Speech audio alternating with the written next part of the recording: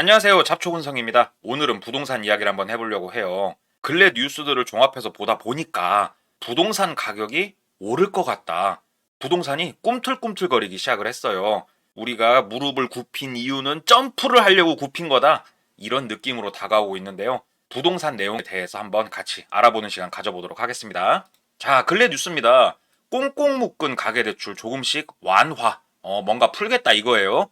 비대면 대출도 재개를 하겠답니다. 신한은행은 1주택자 전세대출 재개. 우리 수도권에 대해서는 뭐 주택 하나만 갖고 있어도 귀퉁배기 후려치면서 돌아가라고 했는데 지금은 이제 안 그러는 거예요. 이리 오세요. 돈 빌려줄게요. 그러고 있다는 건데요. 조건이 완화되기 시작을 했습니다. 신한은행이 가장 먼저 시작을 했고요. 생활안정자금 주택담보대출 한도를 기존 1억에서 2억으로 올려줬고요. 취급 중단했던 플러스 모기지론 대출 모집인 접수도 재개를 했다고 합니다. 1주택자 전세자금 대출도 시작을 했고 신규 분양 물건지 그러니까는 뭐 새로 분양받은 그런 아파트 있지 않습니까? 이런 것들도 취급을 재개를 한다고 해요.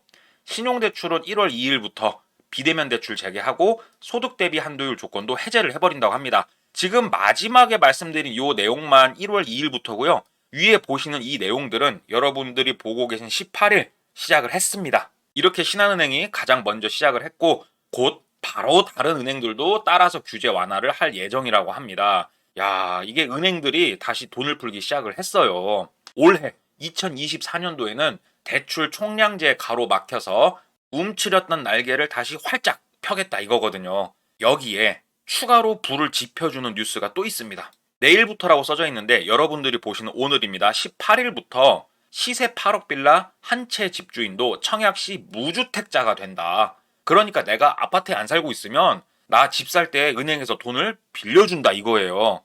야, 이거 뭐 정책적으로도 밀어주겠다 이건데 수도권 전용 면적 85제곱미터 이하 공시 가격 5억이니까 실제로 시세는 한 8억 정도까지 빌라 한 채를 보유한 사람도 청약시 무주택자로 인정을 해준다. 우리 그동안 주택을 하나라도 소유를 하고 있으면 돈을 안 빌려줬잖아요. 그런데 빌라에 사는 사람들, 아파트가 아닌 사람들은 이제 돈을 빌려주겠다 이거예요. 여기서 우리가 빌라라고 표현을 했지만 빌라는 다세대, 다가구, 연립주택, 단독주택, 도시형 생활주택 등 아파트를 제외한 사람 사는 모든 곳은 다 포함된다. 이렇게 생각하시면 되거든요. 그런데요. 이런 정책을 펼친 이유가 조금은 재밌어요. 빌라를 무주택자로 인정을 해주잖아요. 그러면 기존에 빌라에 살고 있던 사람들이 야, 뭐야, 우리 무주택자야. 은행에서 돈 빌려준대. 야, 잠깐 있어봐. 저기 아파트 새로 이번에 분양하거든. 청약 가자 하고 달린단 말이에요. 그러면은 아파트로 빌라에 있던 사람들 수급이 쏠리겠죠. 아파트 청약 도전을 하면서 아파트가 조금 활기를 띠게 될 겁니다. 그러면 아파트만 활기를 띠게 되냐? 그게 아니죠. 기존에 있던 사람들 있죠. 잠깐만. 우리 집이 있는데 바로 아파트로 넘어가려고 보니까 이 내가 기존에 살고 있던 아파트가 내 발목을 잡네? 야, 일단 빌라로 들어가. 그러니까 빌라도 활성화가 된다. 두 마리 토끼를 다 잡겠다 이거예요. 빌라도 활성화를 하고 아파트도 활성화를 하겠다 이건데 이거 조금 꿈에서나 나오는 그런 정책이 아닌가 뭐 이런 생각도 좀 드는데 아무튼 정책적으로도 부동산 가격에 아주 긍정적인 효과를 미칠 수 있는 그러한 정책들이 나오기 시작을 했다. 자, 그런데요. 이제 이러한 내년에 관련된 이야기에 앞서서 올해를 한번 정산을 해볼게요. 올해는 어떻게 됐을까? 제가 계속 강조했던 사항 혹시 기억하십니까? 잠깐 구독, 좋아요 잊으신 거 아니겠죠? 각종 부동산 규제를 하고 금리를 올리고 제가 이야기했죠. 아파트 가격이 애초에 값어치가 있던 곳들은 상승을 할 것이고 이유 없이 가격이 오른 곳들은 무너져 내릴 거다. 진짜와 가짜가 드러나게 될 것이다. 제가 정말 여러 번 말씀을 드렸었습니다. 그런데 아니나 다를까 뉴스로 딱 나오더라고요. 김 부장은 막 수십억 벌었답니다. 그들만의 리그 나오고요. 이게 무슨 얘기냐면요. 상고하저. 올해 아파트 값을 결산을 해보니까 상고하저라는 답이 나왔대요. 비싼 아파트는 가격이 많이 올랐고요. 싼 아파트는 가격이 빠졌대요. 갭 차이가 엄청나게 벌어졌다는 소리거든요. 상고하저가. 좋지 않은 거예요.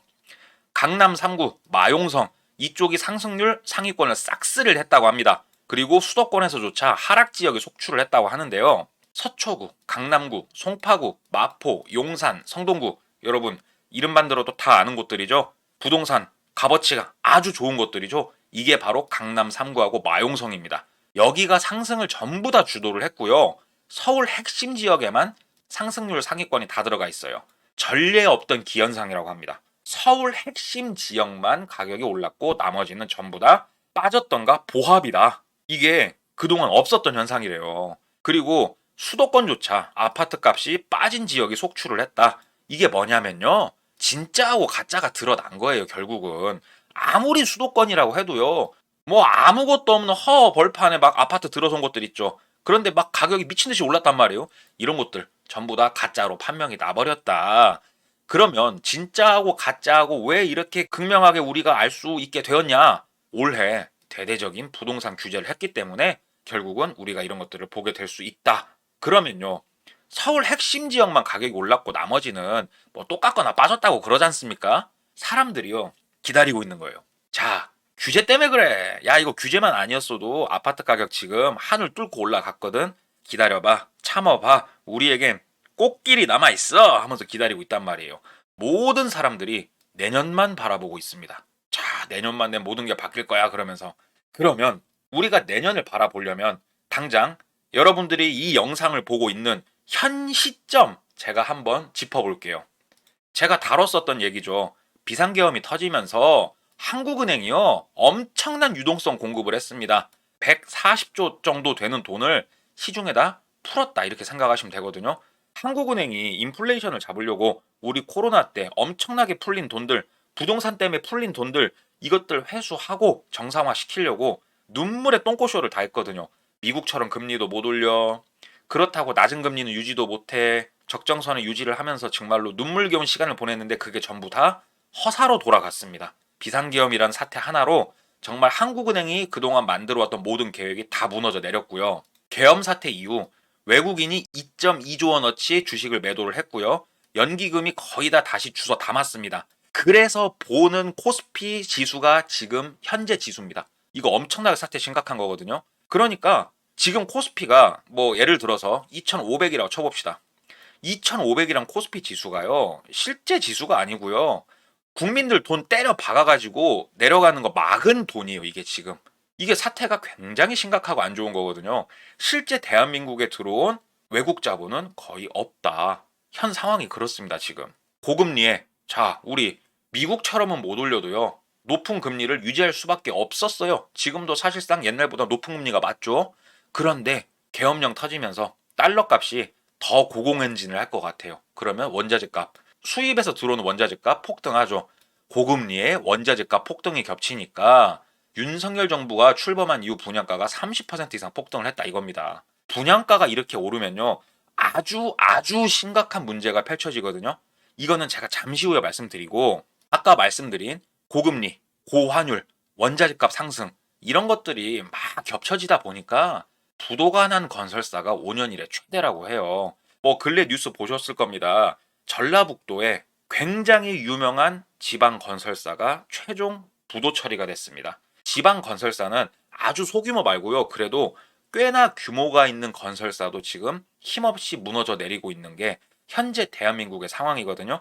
그런데 이러한 건설 경기는요. 대한민국 민생 지표 중에 하나예요. 건설 경기가 좋아서 아파트를 막 짓고 건물을 막 짓고 여기에 사람들이 들어오고 장사를 하고 사람들이 들어오고 장사를 하게 되면 가전제품 들어가고 가구 들어가고 주변에서 막 뭐 사 먹고 경기가 엄청나게 활발하게 돌아가요. 그런데 건설 경기가 무너져 내려버렸다. 상황이 굉장히 안 좋다. 이러한 상황에서도 지금 우리는 내년에 부동산 가격이 오를 거라고 예측을 하고 있는 거예요. 그런데 실제로 부동산 가격이 내년에 조금은 오를 것 같다는 생각은 저도 들어요. 그런데 이게 조금은 허상일 수 있는 게 뭐냐면요. 우리가 크게 놓고 보면 보이는 것들이 있거든요. 가장 원론적인 거. 어떤 게 있냐면요. 지금 보시는 게 대한민국 GDP 그래프입니다. 지금 그래프를 보게 되면요. 한 10년 전 것부터 제가 봤는데 여기 파란색으로 보이는 거 이게 명목 GDP고요. 이 녹색으로 보이는 게 실질 GDP거든요. 가장 큰 차이는 뭐냐면 명목 GDP는요. 높아진 물가도 같이 넣어서 계산하는 거예요. 그런데요. 요 가운데 이 이점만 보더라도 두 개의 그래프 간의 갭 차이가 크지 않았어요. 그런데 근래 들어서는 갭 차이가 점점 커지고 있죠. 심지어 실질 GDP는 횡보를 시작을 했습니다. 더 이상 발전이 없는 거예요. 그런데 명목 그래프는 가파르게 올라가고 있거든요. 이 말이 무슨 말이냐면요. 대한민국이 발전은 없는데 거품만 커지고 있다. 이렇게 이해를 하시면 돼요. 상당히 현재 대한민국 상황이 안 좋다라는 거를 명확하게 보여주는 게 GDP 그래프입니다. 이것만 보더라도 사실 현재 집값이 예전처럼 올라야 될 이유는 단 하나도 없습니다. 그럼에도 불구하고 집값이 지속적으로 상승을 할 수 있었던 건요. 전세 제도라는 전 세계의 유일무이한 제도가 대한민국에 있기 때문인데요. 제가 아까 하나 좀 이따 말씀드린다고 한 거 있지 않습니까? 분양가가 오르면 이거는 문제가 심각해진다고 말씀을 드린 이유가 뭐냐면요. 자, 3억짜리 집이 있어요. 그러면 사람들이 이 집을 전세로도 많이 들어가요. 그러면 이 갭 차이가 얼마 안 납니다. 우리가. 그러면은 집주인은요. 요거 팔고 더 비싼 집 가고 뭐 이걸 반복을 해 왔어요. 그런데 분양가가 계속 오르잖아요. 그럼 전세도 따라서 계속 올라가요. 그러다가 어느 순간 한계를 맞이하게 됩니다. 아니, 이 이상 내가 내 집도 아닌데 이런 전세금을 줘야 된다고? 내지는 집을 사는 실소유주 입장에서도 잠깐만, 야, 나 이거 이 돈은 대출이 안 나오는데 하는 순간들이 와요. 이러한 순간을 앞당기는 게 바로 분양가입니다. 분양가가 계속 오르면은 답이 없어요. GDP가 계속 올라서 우리가 받는 월급이 같이 오르면 상관이 없어요. 우리가 버는 돈이 일정한데 집값만 계속 오르잖아요. 어느 순간 아파트 대출이 안 나오죠. 그러면 그때부터 목이 칵칵 맥히는 거예요. 그렇기 때문에 분양가가 계속 오르는 거는 굉장히 좋지 않은 지표다. GDP가 일정한 상태 혹은 거품만 낀 상태에서 분양가가 오르는 거는 굉장히 안 좋은 상황이다. 이렇게 볼 수가 있고, 전세제도라는 이 정말 특이한 제도가 모든 거품의 시발점이었다. 예를 한번 들어볼게요. 5억짜리 아파트가 있었습니다. 3억 5천만 원을 주택담보대출로 받고요. 1억 5천만 원을 내가 기존에 살고 있던 집 처분해가지고 샀어요. 구매를 했어요. 그런데 이 아파트가 팡팡 오를 거래요. 그래가지고 잠깐만. 그러면 내가 계속 이자를 내고 살 게 아니고 엄마 아빠 집 들어가서 살면 되니까 5억짜리 아파트니까 3억에서 한 3억 5천 정도의 전세를 주고 들어가자. 그러면 3억 5천 정도 지금 대출을 받았으니까 은행 이자를 싹 갚아버려요. 전세금으로. 그럼 이자 안 들어가죠. 기다리고 있으면 집값만 올라요. 이자도 안 드는데. 그런데 이게 3억 5천 이렇게 시작을 했었는데 뭐 근래는 거의 4억 5천 이 수준까지 올라갔었죠. 말도 안 되는 거예요. 어찌 됐건 이러한 수순을 거쳐가지고 아파트 값이 올랐어요. 그럼 야 박수 치면서 주변을 막 두리번거려요. 엄매 옆에 6억짜리 아파트 있네. 그러면 똑같이 주담대 받고 본인 돈 넣고 구매하고 이전 집은 팔고 이렇게 계속 돌아왔어요. 그러니까 내가 사실 가진 돈이 크게 없어도 계속 돈을 벌 수가 있었던 거예요. 그것도 근로소득으로서는 상상할 수조차 없는 돈들을. 전세는 내 부채를 세입자한테 일단 떠넘기고 내가 돈을 버는 되게 특이한 방식이에요. 그러다 보니까 리스크가 굉장히 크게 존재하죠. 아파트 값이 빠지면 난리가 나는 거고요. 무조건 아파트 값이 올라야만 되는 방식으로 전세제도가 특이하게 바뀌어서 유지가 돼 왔죠. 이러한 말도 안 되는 리스크가 존재하기에 국가를 위험에 빠뜨릴 수도 있는 이러한 제도이기에 다른 나라엔 없는 거예요. 대한민국에만 유일무이한 겁니다. 옛날처럼 전세금이 아파트 집값보다 뭐 절반값이나 그 이하라고 했으면은 괜찮아요. 그런데 지금은 분양가나 전세금이나 뭐 비슷하지 않습니까? 이거는 잘못됐다. 다른 나라라고 이걸 몰랐을까요? 다른 나라라고 전세제도의 장점을 몰랐을까요? 하지만 다른 나라에 없을 때는 다 이유가 있는 거더라. 이렇게 부동산의 향후 어두운 측면들이 있고, 반면에 처음에 말씀드린 내년에 아파트 가격이 상승할 수 있는 좋은 측면들이 있는데, 우리가 이제는요 아주 이 도박이 커졌어요. 이 말이 무슨 말이냐면 노후 자금까지 지금 전부 다 들어가 있다 이겁니다. 영끌. 예. 단순히 영혼만 끌어당긴 게 아니고요. 본인의 미래까지 다 끌어왔습니다. 본인의 노후 자금까지요. 퇴직연금까지 깨서 집을 다 산 거거든요. 다른 거 다 볼 거 없고요. 집값이 만약에 빠지면요. 노후 자금난이 우려가 된다. 대한민국이 되게 슬픈 나라가 돼버린다. 그 정도 상황까지 지금 우리가 온 거예요. 그러니까 국가 입장에서도 이거 죽을 길인 걸 뻔히 알면서도 멈출 수가 없는 거예요.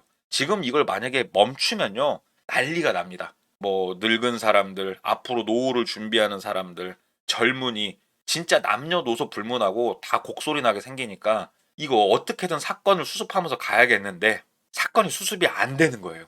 그런 와중에 내년에 집값은 그래도 오를 것 같다, 이렇게 조금은 전망이 되는데요. 전세제도가 만들어낸 무한 돈복사, 당연히 부작용이 있고요. 올라가는 분양가, 높아지는 프리미엄, 우리가 P라고 이야기하는 것들입니다.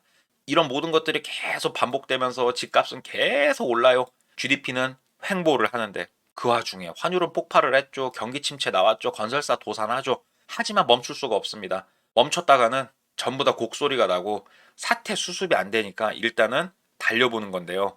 내년에 정책과 은행의 기조가 바뀌었죠. 아파트 값이 오를 겁니다. 만약에 오른다고 하면요, 그때를 조심하십시오. 현명하게 올랐을 때 빠지세요. 치고 빠지고를 잘 하셔야 됩니다. 야, 이거 봐라, 놔두니까 오르지. 이거 더 버티자, 더 두고 보자. 존버가 답이다. 부동산은 불패다. 이제는 그런 생각을 조금은 버려야 되는 그런 시기가 왔다. 단순히 내년에 부동산 무너지고 사람들 곡소리 나고 한강으로 뛰어든다는 얘기를 제가 지금 하려고 하는 게 아니에요. 현명하게 생각하고 판단하자. 내년에 아파트 값이 오를 여러 가지 정책적인 이유가 생겼지만 아파트 값이 오른다고 마냥 박수치지 말고 그 이면에 더 큰 것들을 보고 준비를 하자라는 거예요. 네, 그래서 오늘 부동산 관련된 이야기 이렇게 맞춰보고요. 오늘 제 이야기 유익하셨다면 구독, 좋아요 한 번씩 부탁드리겠습니다. 아래 보이는 메일 주소로 여러분 일상에 많은 이야기 제보 부탁드릴게요. 저는 또 여러 가지 뉴스들 잘 취합해가지고 다음 시간에 찾아뵙도록 하겠습니다. 이상 잡초근성이었습니다. 감사합니다.